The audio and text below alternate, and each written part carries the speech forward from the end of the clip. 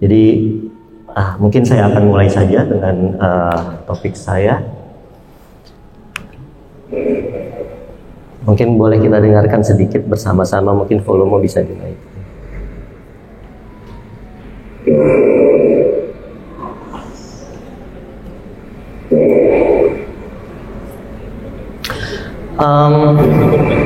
Bu, bagaimana anak ibu tidurnya? Bagus dok, anak saya tidur pulas selalu setiap malam, ngorok terus. Ya mungkin di satu sisi mungkin ada betulnya, tapi apakah itu pertanda bagus? Belum tentu. Sekali lagi, belum tentu itu pertanda bagus. Jadi bisa saja ini suatu tanda kita ada suatu kelainan atau suatu sumbatan di jalan pernafasan kita. Dan tadi sudah dijelaskan bahwa gangguan sumbatan jalan pernafasan yang ditandai dengan ngorok tadi mungkin akan bisa menyebabkan gangguan tidur yang dalam jangka panjang. Itu bisa menyebabkan berbagai macam kelainan. Tadi seperti Dr. Dinda sampaikan, gangguan tekanan darah, tanpa disadari tekanan darah meningkat, atau gangguan irama jantung, diabetes dan lain-lain. Sumbatan jalan nafas itu mungkin saya selalu mencontohkan seperti ini. Mungkin Bapak Ibu pernah melihat atau melakukan anak-anak muda sering iseng gitu. Ada temannya tidur, dia pencet hidungnya, terus dia tutup mulutnya, bercanda gitu ya. Terus temannya itu apa yang terjadi? Pada titik-titik tertentu temannya itu akan kebangun gitu. Karena nggak ada udara yang masuk. Nah, kurang lebih kalau saya menjelaskan sleep apnea kurang lebih seperti itu. Tapi kalau itu kan disengaja. Nah, dan itu bisa terjadi setiap hari dalam tidur kita gitu.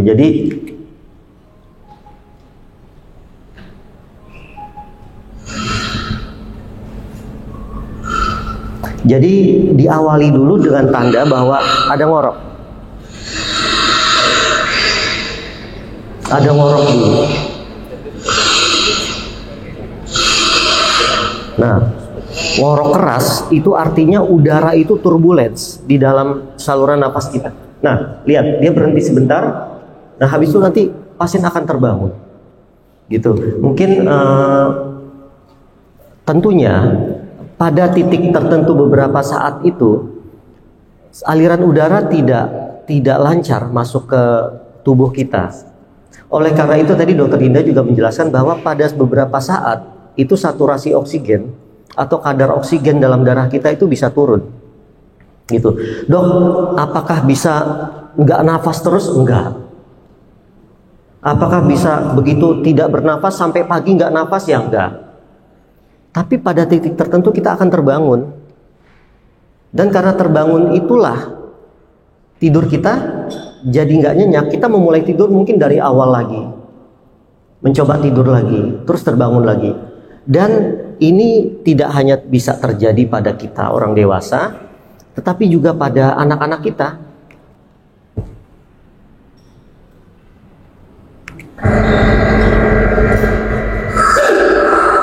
Lihat, dia tersedap,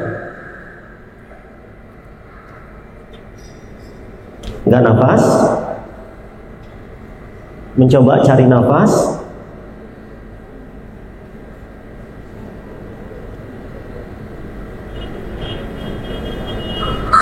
nah ini dia dari tadi itu berusaha bernafas begitu, tapi otaknya menyampaikan bahwa ini nggak ada oksigen.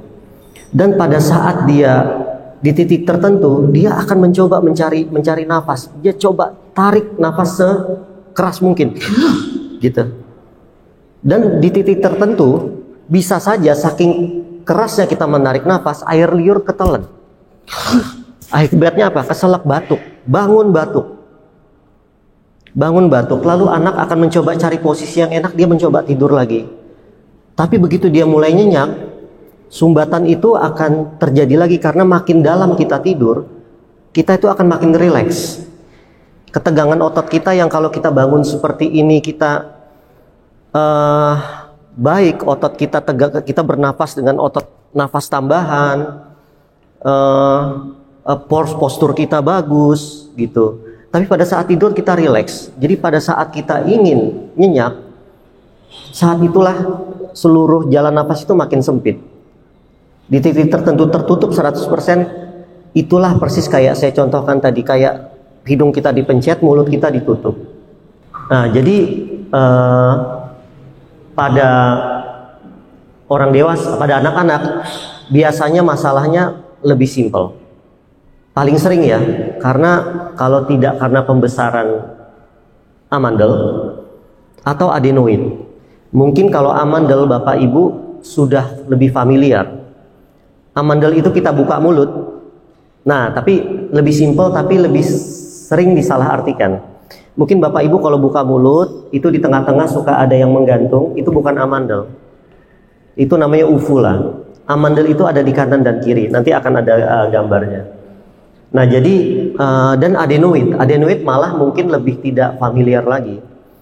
Nah, tapi saya bisa sampaikan bahwa adenoid dan amandel itu sebenarnya suatu organ yang sepasang lah. Kalau amandel itu di ujung mulut, amandel itu di ujung mulut, adenoid itu di ujung hidung. Kalau Bapak Ibu dulu zaman COVID pernah diswab, di ujung swab itu kena di ujung hidung kita, itu tempat adenoid. Nah, jadi bisa dibayangkan di ujung hidung kita tersumbat, di mulut kita tersumbat. Pada saat kita tidur tambah rileks, saat itulah udara nggak masuk 100%. Kalau pada orang dewasa, masalahnya memang bisa kompleks. Selain tonsil dan adenoid, kadang-kadang hidung itu sempit. Bapak Ibu keluar dari rumah setiap hari, pada orang-orang pada umumnya kena asap kendaraan atau kena polusi tidak bereaksi apapun, atau kena AC tidak bereaksi apapun, pada orang-orang tertentu itu lebih sensitif. Hidung mereka menganggap itu semua kuman. Nah, kalau kita pilek, kita kena kuman kan kita pilek, keluar ingus hijau gitu, hidung kita bengkak. Nah, ini enggak. Tanpa menunggu kuman, orang-orang tertentu itu bisa seperti itu. Gitu. Jadi hidungnya sempit karena bengkak. Sekat hidung mungkin Bapak Ibu sering pernah mendengar atau disampaikan oleh Bapak Ibu, hidungnya bengkok. Nah, itu sebetulnya adalah sekat hidung yang memisahkan hidung kanan dan hidung kiri, itu septum namanya. Itu kadang-kadang memang ada yang ekstrim bengkok ke salah satu sisi. Walaupun tidak ada 100% orang yang dewasa itu 100% lurus gitu, enggak. Pasti ada berkeloknya. Masalahnya adalah berkeloknya ekstrim atau tidak saja. Nah, lalu tadi yang menggantung di tengah yang Bapak Ibu suka lihat kalau buka mulut itu suka kepanjangan. Nah, itu suka menggelam, biar nanti saya kasih contoh. Nah, lalu tadi saya rasa beberapa gejala sudah disampaikan oleh Dr. Dinda. Mungkin yang perlu diwaspadai adalah pada saat kita mendengar mungkin kita kadang-kadang kita bisa terbangun kalau kita ngorok. Saya pernah dapat pasien, dok, saya terbangun karena suara ngorok saya sendiri, gitu. Yang kedua, atau pasangan kita atau anak yang diketahui oleh orang tuanya itu ngorok. Tadi gejala saat kita berhenti nafas, konsekuensi dari tidur yang jelek tadi. Bangun tidur, dok, saya tidur 7-8 jam.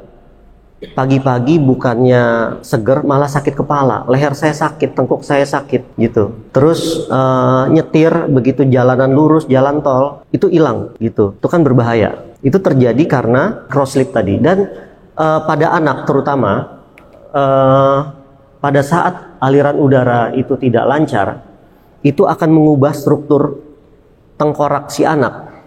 Karena tubuh itu akan berusaha mencari oksigen yang lebih banyak. Akibatnya dia akan bernafas lebih dengan lidah yang diturunkan, terus merubah susunan tengkorak rahang kita, gigi berubah. Dan ini adalah salah satu hal yang Prof. Lino selalu ingatkan kepada saya, bahwa perhatikan rahang anak gimana, kalau ada masalah amandel rahang anak bagaimana, dan itu akan dapat menimbulkan kondisi sakit di rahang kita, karena rahang kita tuh berubah posisi. Mungkin Bapak Ibu dulu sering mendengar bahwa kalau anak dengan amandel yang besar itu IQ-nya turun. Saya selalu sampaikan tidak tepat 100% seperti itu. Jadi kondisinya kayak begini. Si anak karena ada amandel besar menyumbat jalan nafas. Tidurnya kayak tadi nggak nyenyak. Tidurnya nggak nyenyak, tidur 7 jam tapi kualitas mungkin 3-4 jam yang bagus. Di sekolahan apa yang terjadi? Nggak fokus ikut pelajaran. Gurunya akan protes, ini kok susah diajarinnya gitu. Padahal bukan gara-gara IQ-nya turun, enggak. Kualitas tidurnya jelek. Lalu karena ada perubahan bentuk rahang dan bentuk tengkorak tadi, anak itu akan cenderung membuka mulut untuk bernapas lebih enak.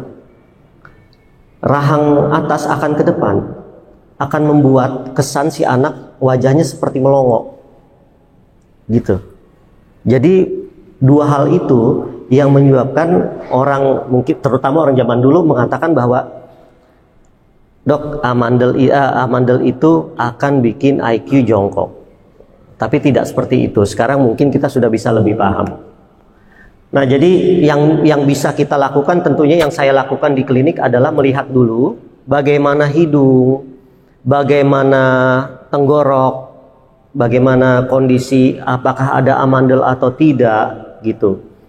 Dan bagaimana tidur Bapak Ibu itu akan digali. Nanti kalau diperlukan, kita akan, tadi sudah dijelaskan oleh Dokter Dinda bahwa kita bisa lakukan yang namanya polisomnografi. Kita bisa melakukan di sini di Rumah Sakit Mandaya. Nanti Dokter Dinda akan membantu Bapak Ibu untuk melakukan tes tidur tadi atau sleep test atau polisomnografi. Jadi kurang lebih ya memang tadi disampaikan, aduh dok repot banget, kita dipasang macam-macam baru tidur ya. Tapi memang kita ingin melihat banyak hal dan menghubungkan banyak hal. Jadi memang yang dicek harus banyak. Nah tadi Dokter Dinda sudah mencari bahwa oke, ada gangguan tidur nih gitu. Lalu saya, Prof. Kadir, Dr. Dewi, Dr. Handoko, Dr. Reno akan mencoba mencari. Kalaupun ada karena sumbatan, gangguan tidurnya, sumbatannya di mana. Nah, jadi biasanya kita lakukan pemeriksaan yang namanya ini, DISE atau Drug Induced Sleep Endoscopy. Jadi Bapak Ibu dikasih obat. Ini yang memang agak sulit. Obatnya itu digunakan untuk menidurkan pasien untuk operasi, tapi dibuat dosis yang pas untuk Bapak Ibu tidur nyenyak. Nah, di saat tidur nyenyak itu saya masukkan kamera ke dalam melewati hidung Bapak Ibu, lalu kita amati sepanjang jalan nafas. Kita masukkan mulai dari hidung, lihat hidungnya bagaimana, lega atau tidak, ada adenoid atau tidak. Lalu kita masuk ke dalam. Kita masuk ke dalam, ada radang, ada bengkak atau apa, sampai ke arah pita suara. Bagaimana pita suara itu? Pita suara terbuka atau tidak? Nah, bagaimana pergerakan pita suara, bagaimana pergerakan langit-langit, itu bisa kita cek satu persatu. Ya, nah setelah kita lihat semua, nah nanti bisa kita tentukan kira-kira ada sumbatan di mana. Nah, seperti contoh yang akan saya sampaikan di sini. Sumbatan itu bisa mulai dari level atas, tengah, sampai di bawah, di bagian dekat pita suara kita. Oke? Jadi yang pertama tadi di tengah-tengah mulut itu namanya uvula. Bisa dilihat? Tuh. Dia bergerak, itu yang menyebabkan turbulence. Jadi namanya uvula. Uvula itu yang lembek. Nah, itu yang membuat suara. Itu yang kita dengar sebagai ngorok. Atau bisa juga karena lidah kita. Lidah terlalu tebal. Nah, lihat. Ini beda lagi. Lidah yang bikin menyumbat jalan nafas.